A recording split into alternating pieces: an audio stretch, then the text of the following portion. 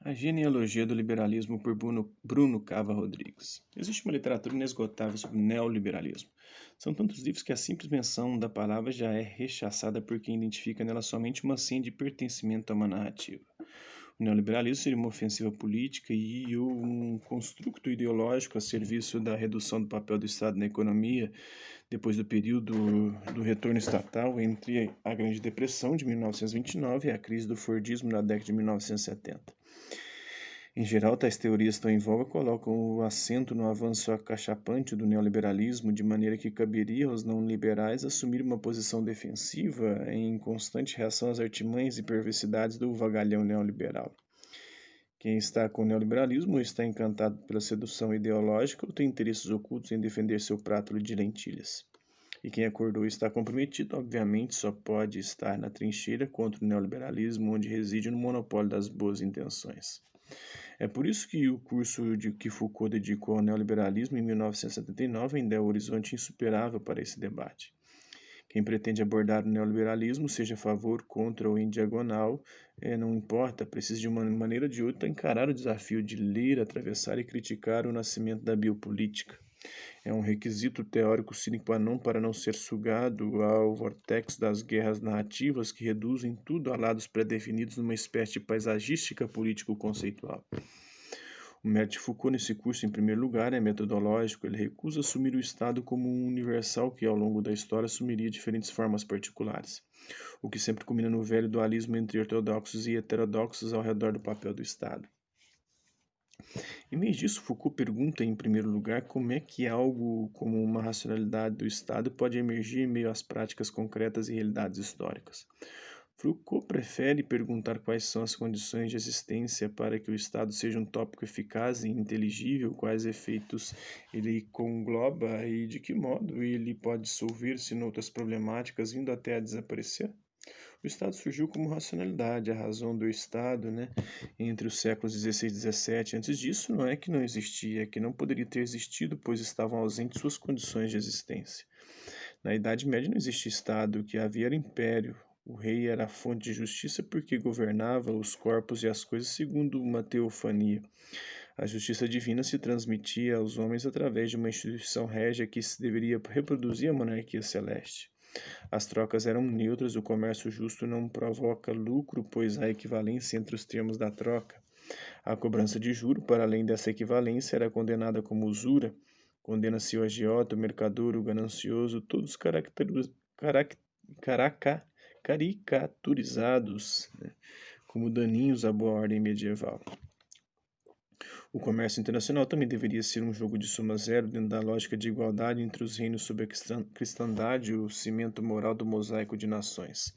A razão de Estado aparece no século XVI como uma prática de governo que recusa a ordem sacro-imperial. O regime de verdade associado à razão de Estado é o da lei da força. Os estados existem em estado de natureza, são lobos uns para os outros e se organizam ao redor de sua avidez lupina por poder e riqueza.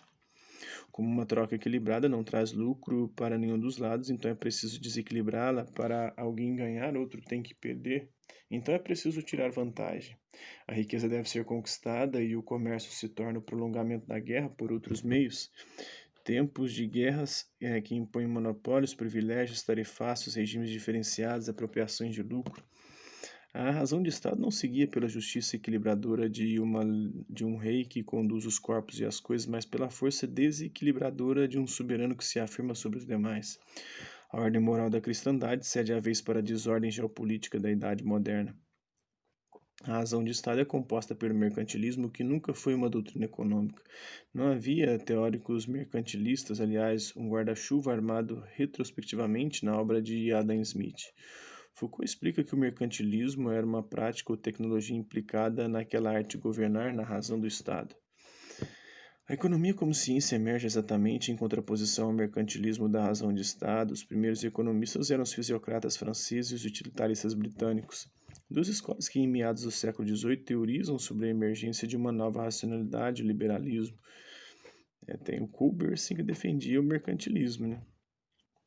Com o liberalismo, o regime de verdade, o jogo soberano das forças, cede lugar para outro regime de verdade, é o mercado, cuja verdade se manifesta na formação dos preços. A arquitrave teórica do liberalismo consiste em elaborar o mercado como animado por mecanismos finalísticos imanentes. O mercado produz e comunica informação sobre o valor das coisas. O liberalismo é tão filho da puta, ou melhor, da ilustração dos 700, quanto da biologia. Ambos os saberes encontram a sua condição epistêmica sob a noção de organismo vivo ou finalístico. Os fisiocratas franceses compreendem que existe uma natureza do processo produtivo cognoscível pelas ciências naturais. É preciso tirar o melhor da terra com as melhores técnicas agrícolas e mineradoras de organização do trabalho. É preciso desenvolver os melhores sistemas de infraestrutura, circulação e distribuição. Os fisiocratas se auto-intitulam os economistas e são os primeiros a defender uma agenda da produtividade. Os economistas combatem politicamente os privilégios, monopólios e clientelismos da razão de Estado que atrapalham a produtividade dos processos naturais. A intervenção soberana provoca distorções na economia orgânica.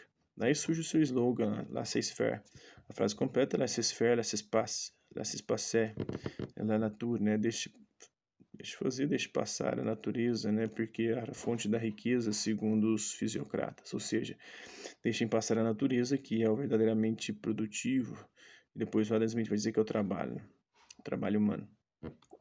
É a liberdade negativa em relação ao intervencionismo clientelista e monopolista, mas liberdade positiva no sentido de produzir mais e melhor. Já os liberais escoceses e ingleses vão além, pois identificam no mercado a capacidade de dizer a verdade sobre os preços.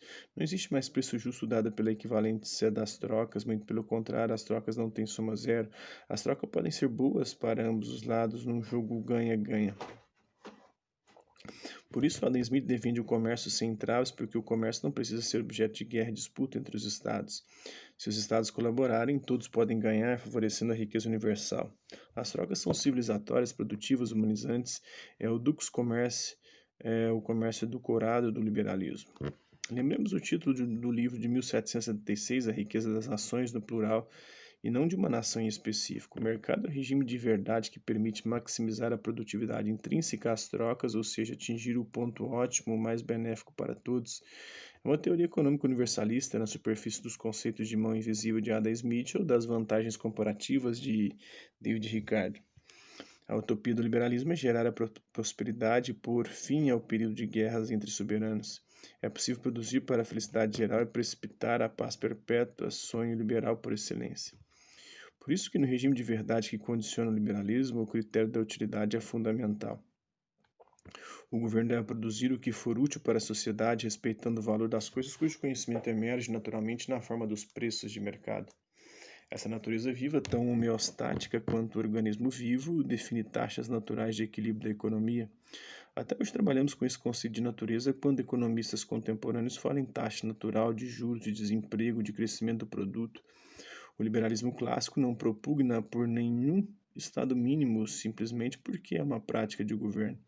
Tudo o que o governo puder fazer para restabelecer e conservar a homeostase econômica, ele deve fazer. Não é ideologia técnica que aspira à eficácia com toda uma parafernália de instrumentos, práticas e discursos funcionais. A diferença do liberalismo para a razão de Estado não é a ausência de governo, mas sim o fato de que o governo deve encontrar o seu princípio de verdade nas forças que formam os preços. Se na razão de Estado era preciso opor ao soberano uma restrição externa dada pelos direitos naturais do homem, no liberalismo a restrição será interna, pois os homens definem eles próprios seus interesses e utilidades que vão dar vida ao mercado. O fato é que o liberalismo funcionou muito mais que a ideologia, foi uma governamentalidade que emergiu no final do século XVIII e terminou por levar a uma virada epistemológica. A economia política nasce nesse limiar histórico-político. Não apenas na Inglaterra livre-cambista, free trade, como em praticamente todos os governos da época, sim em termos de organização interna, como produto das revoluções dos séculos XVII e XVIII, a Inglaterra estava mais adiantada na afirmação do liberalismo. No exterior, ela se comportava como razão de Estado. Deflagrada no mesmo ano da publicação do clássico de Adam Smith, a independência americana foi uma revolução eminentemente liberal. Suas principais contestações se orientavam contra os monopólios do colonizador, os tarifaços e privilégios. O momento-chave foi a revolta contra a tributação abusiva em 1773, a Boston Tea Party, né? a festa do chá em Boston. Nas Minas Gerais, ao longo do mesmo século, eclodiram dezenas de revoltas e levantes antitributários que igualmente contestam a capacidade apropriadora e soberana da razão de Estado. Foucault deixa claro que as duas racionalidades, razão de Estado, mercantilismo e liberalismo, continuaram coexistindo como um quadro bicoerente com suas respectivas práticas de governo e regimes de verdade. Ainda que o liberalismo gradualmente foi se tornando cada vez mais predominante por eficácia e não ideologia, até refuncionalizar a razão de Estado no interior de sua própria lógica. O que expus sucintamente acima são só 3 aulas do curso Foucaultiano de 1979, apenas para dar um gostinho do poder de fogo conceitual imobilizado pelo filósofo cuja obra divide paixões e é discutida ferrenhamente até hoje. No curso, Foucault prossegue desenvolvendo a governamentalidade liberal até o século XX para abordar as escolas austríaca, ordo-liberal alemã e anarco-liberal americana. Em tempos de polarização política e guerras culturais, as narrativas estão em alta, mas o pensamento em baixa. Esses são tempos em que precisamos voltar aos provocadores, aos que sabotaram as rotulações e se esquivaram da neutralização teórica e política, né?